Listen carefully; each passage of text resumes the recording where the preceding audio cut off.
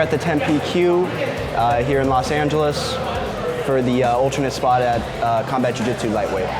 It was just our best guys, other than PJ Barch and Nathan Orchard, obviously, because they're already in the tournament, competing for that alternate spot, you know. And we had guys from Alan Sanchez's gym. We had guys, you know, homegrown here, some guys from Orange, some of my own teammates.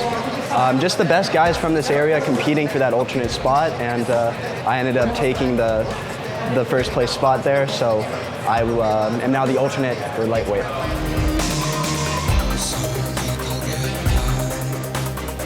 Yeah, you're talking about the match with Mike Fluck. So how that happened was the 10th qualifiers last year. I ended up taking second. Ruben Rivera ended up tapping me with an armbar in the finals. And you know, Eddie, even though I didn't make the tournament, let me have a special match against Mike Flock. And I feel really good in combat jiu-jitsu, man. I have like 25 penetration fights. I know how to use striking with jiu-jitsu, and it all just kind of played together, you know. I ended up beating Mike Flock with a reverse triangle armbar.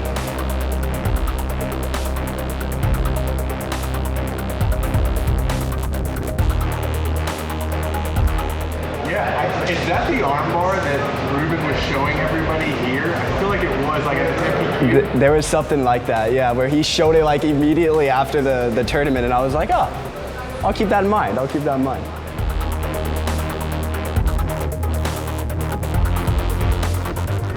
I was like 14, 15 the first time I did EBI. I've been so fortunate, you know. I've had people like Eddie Bravo take me in from a young age, people like Casey Halstead, people like Andrew Ram, people like all these great black belt, great coaches.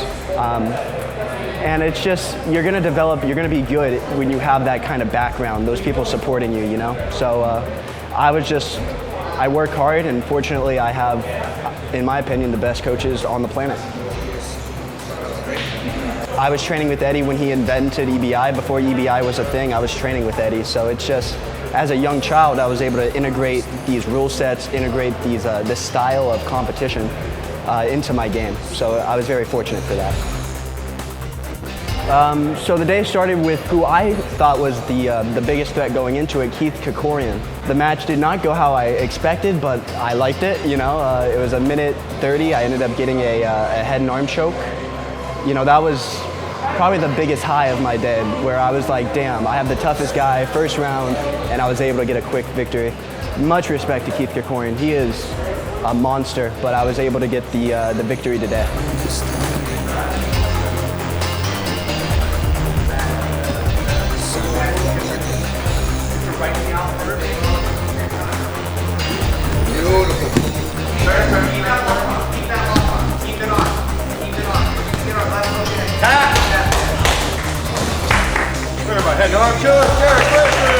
I've always had coaches being able to help me, you know. When overtime started, like, Eddie was, you know, made sure that, hey, everyone in here have a back escape, have a back attack, you know, be able to get out of that armbar, you know. So I just feel really comfortable from that back position, from that spiderweb position, even more so from the spiderweb. You know, I picked it twice today.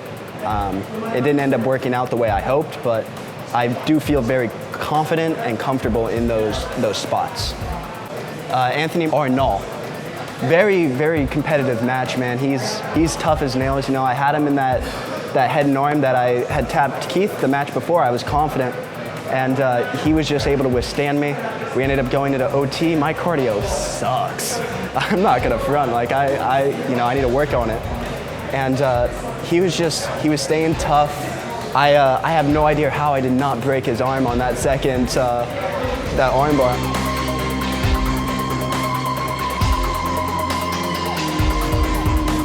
I was hipping in all I could, and he's just, you know, he's a man, and I'm just a young boy. So, yeah, it was a very competitive match. You know, I took the back on that third one, just knowing that if I could hold him long enough and I could escape, he was gassing as well as I, so it ended up coming down to 5 seconds. I was able to push just that little bit more, and I got the victory.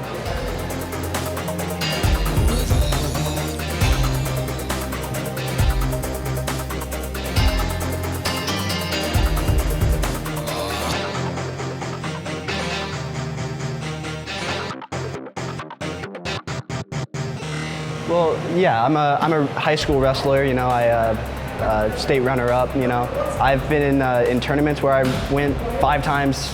You know, in a span of like 6 hours. You know what I mean? So you just gotta tough it out. You know, like that last match with Michael John, I was not feeling so great, but you know, you just gotta suck it up. You gotta breathe. You gotta compose yourself, and you gotta go out there and compete. It definitely was. I got that armbar, and I was like, everything into this. I don't want to have to do anything else. Just give me that armbar, and you know, put all my chips into that basket. You know.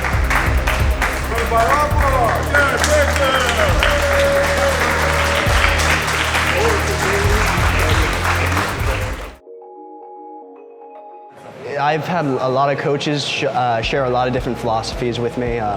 That's like, I think Andy Ballmore would say something very similar. I think Andrew Ram would say something extremely similar. So that's where kind of that philosophy comes from. I've always kind of looked at jiu-jitsu as more conceptual.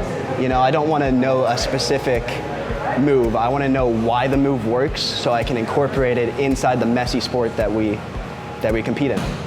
I would say I did the exact opposite. I just went full, you know, like, oh, everything's going wild in the real world, so let's just train, let's just grind, let's keep doing what we're doing, you know.